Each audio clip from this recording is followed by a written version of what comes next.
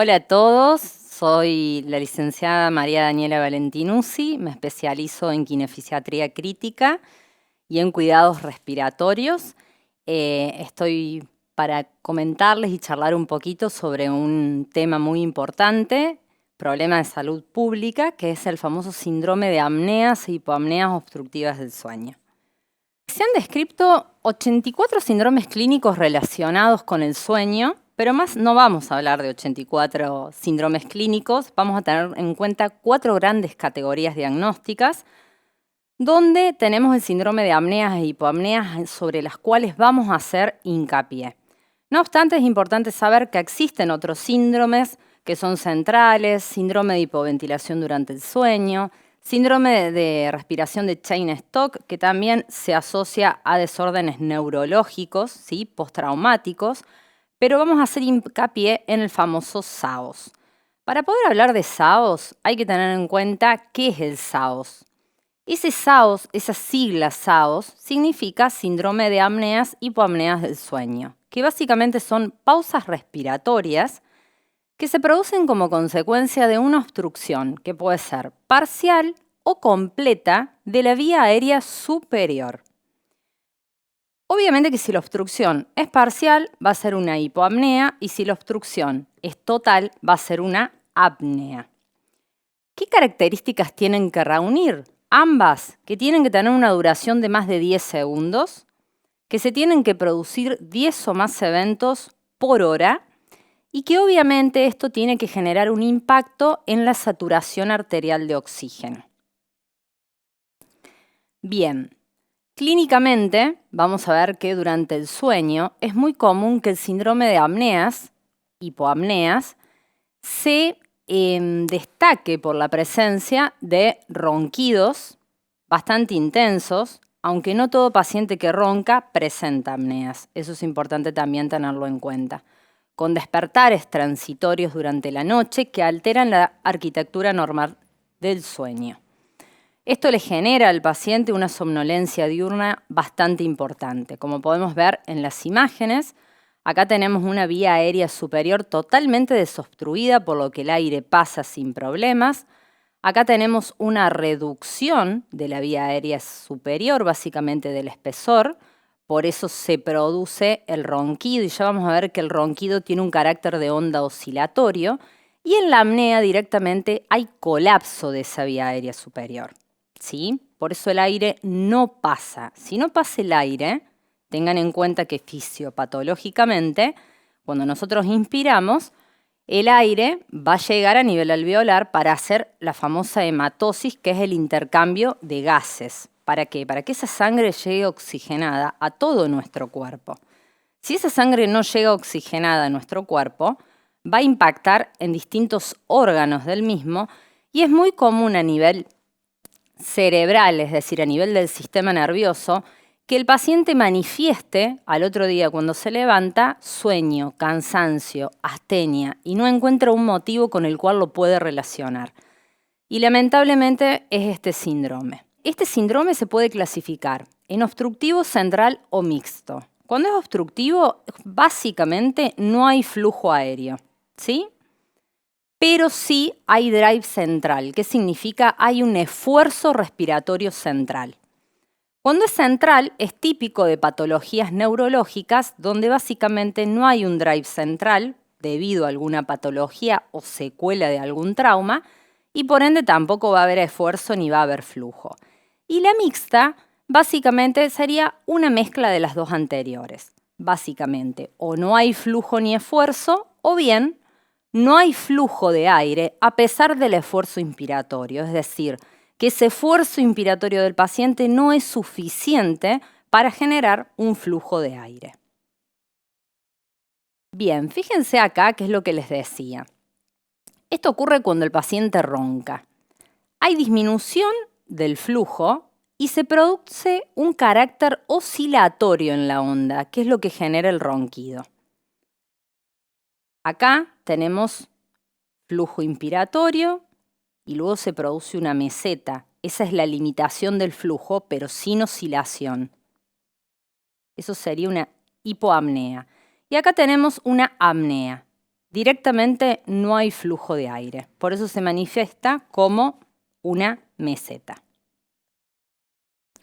Acá tenemos exactamente lo mismo, las 3 imágenes que les mostré recién, pero a modo comparativo, un paciente normal, un paciente que tiene el efecto de hipoapnea, ¿sí? Con primero un incremento de flujo cuando intenta inspirar y luego la reducción del mismo.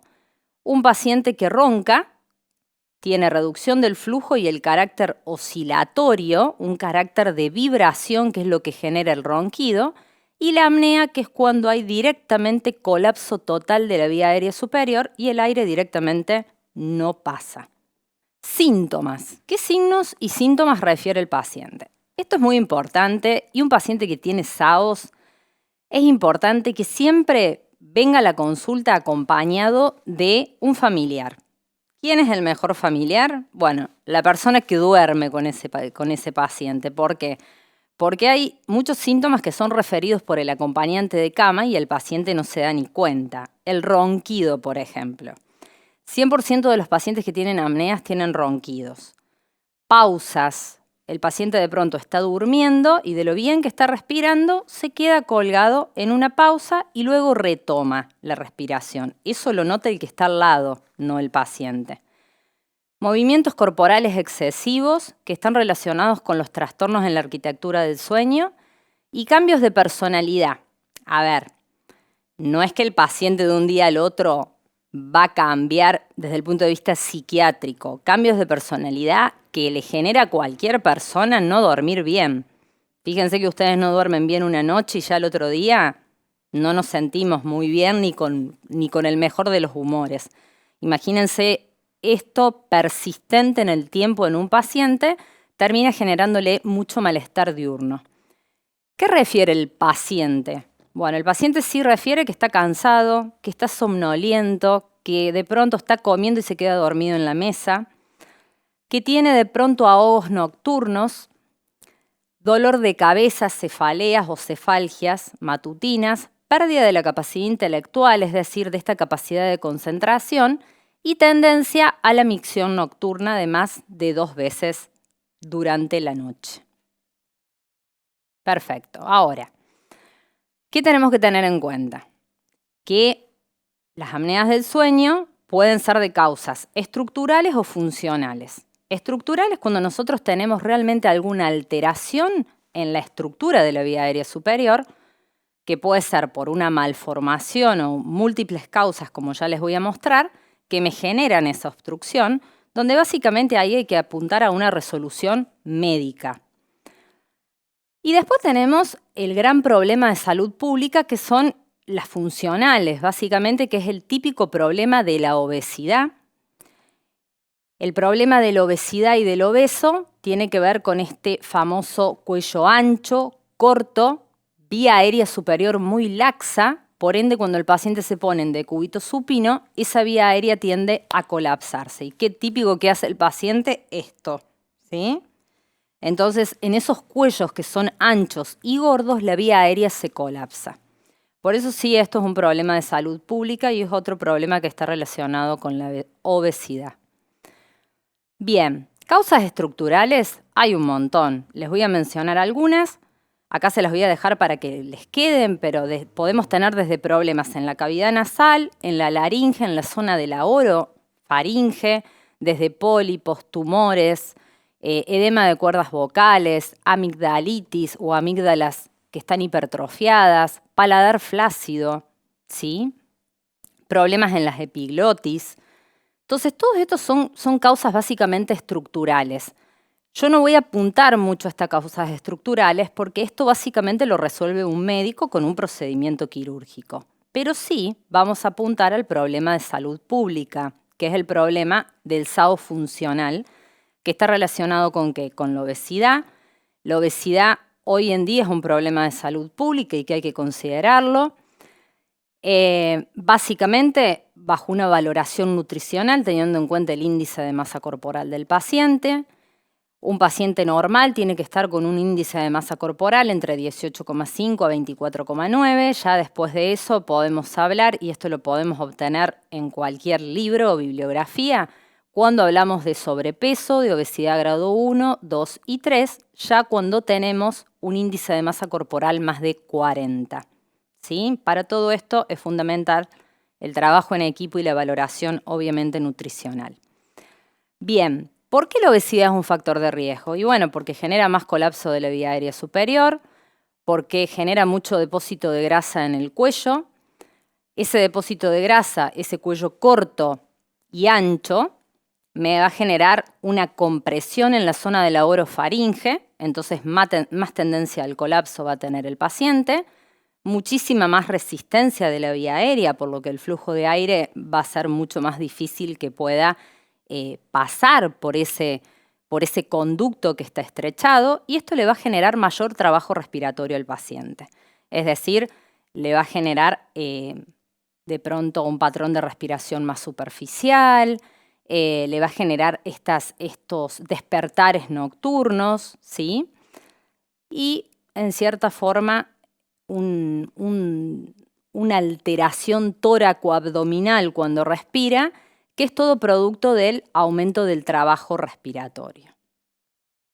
Bien, ¿la función pulmonar se va a ver afectada? Sí, obviamente que se va a ver afectada. El abdomen, quieras o no, es una estructura que está contigua con el pulmón, entonces obviamente cuando primero le genera una resistencia al paciente cuando intenta respirar, ¿sí? Por propio movimiento diafragmático, por una cuestión anatómica. Ni hablar cuando ese paciente se pone en decúbito y el abdomen, ¿sí?, hace este efecto. Eso comprime aún más el diafragma y obviamente va a afectar la función pulmonar, la mecánica respiratoria, va a disminuir la capacidad residual funcional del paciente y va a tener tendencia a generar desaturación e hipoxemia asociada. ¿Qué complicaciones tenemos en el SAOS? Bueno, complicaciones neuropsicológicas y cardiorrespiratorias. Todo paciente que tiene SAOS, al experimentar esta somnolencia diurna, es muy común que tengan alteraciones en lo que es la personalidad, estos cambios en el comportamiento, accidentes, ¿sí?, de tránsito, reducción de la libido. Estos son problemas muy frecuentes que se dan como consecuencia de un problema funcional que es la obesidad. Y cardiorrespiratoriamente puede haber hipertensión sistémica, hipertensión de la arteria pulmonar y también se pueden dar arritmias.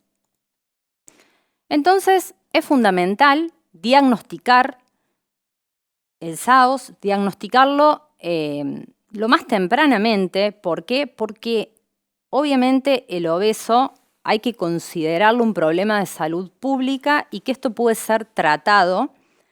Mientras más temprano nosotros lo detectemos, más rápido lo vamos a poder tratar.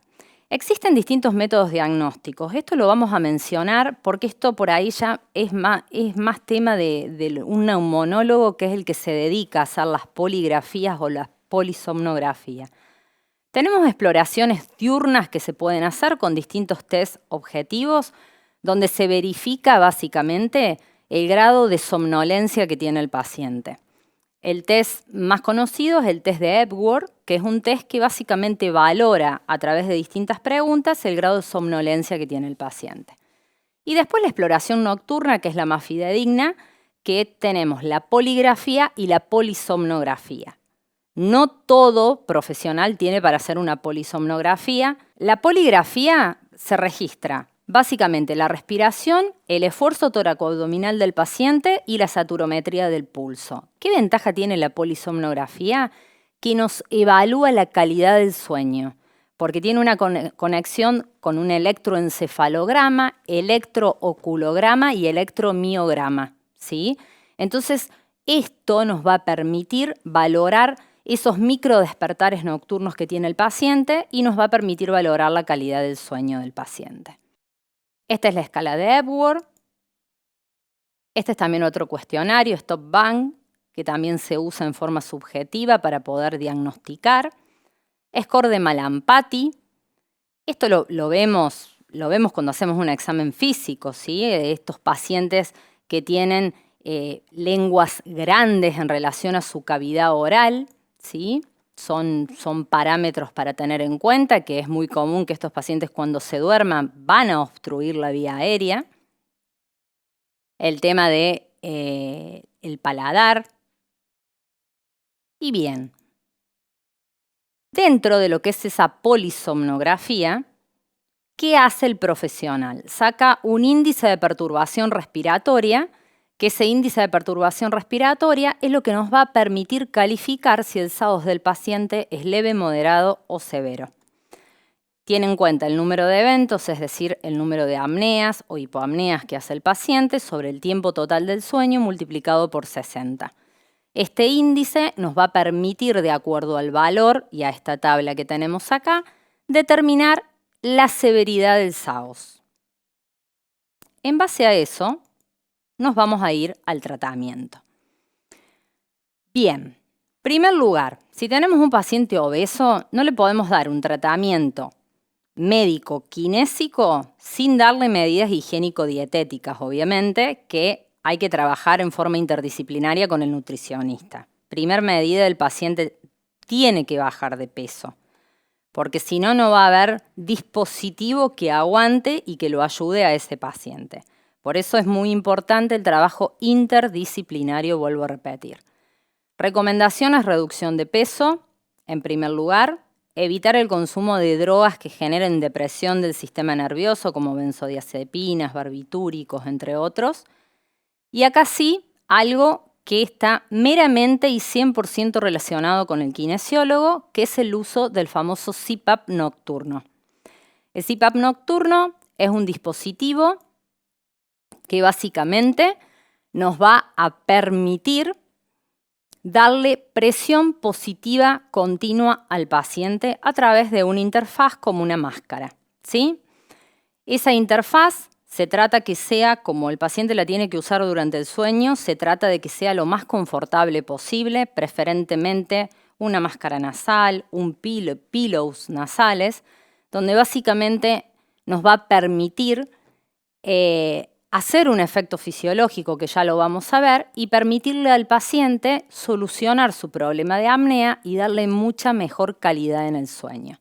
Fíjense que el CPAP, que es el tratamiento con presión continua en la vía aérea, va a disminuir el esfuerzo inspiratorio del paciente, va a eliminar el famoso ronquido, corrige hipoxemia e hipercapnia, estabiliza hemodinámicamente al paciente, la tensión arterial, la frecuencia cardíaca y respiratoria, mejora la arquitectura del sueño y la calidad del sueño, disminuyendo esos microdespertares nocturnos y corrigiendo la fragmentación del sueño. Por ende, las funciones cognitivas del paciente durante el día van a estar mejoradas y la personalidad del paciente va a ser otra.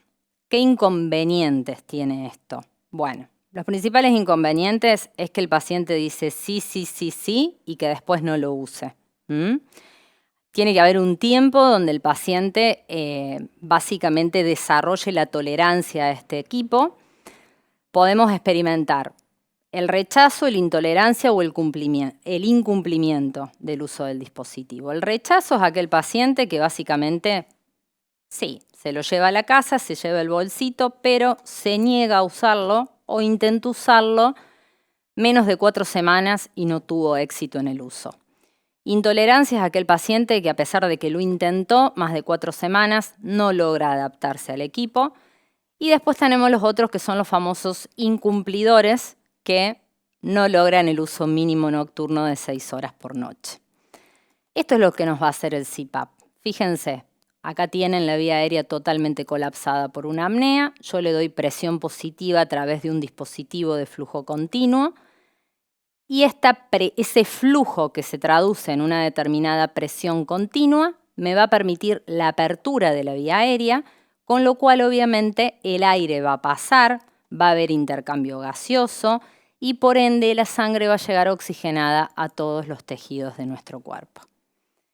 Dependiendo el tipo de apnea, va a ser modalidad CPAP o BiPAP. Si de pronto tenemos apneas de tipo mixtas o apneas centrales, vamos a tener que recurrir a una presión binivelada que nos dé también asistencia inspiratoria al paciente.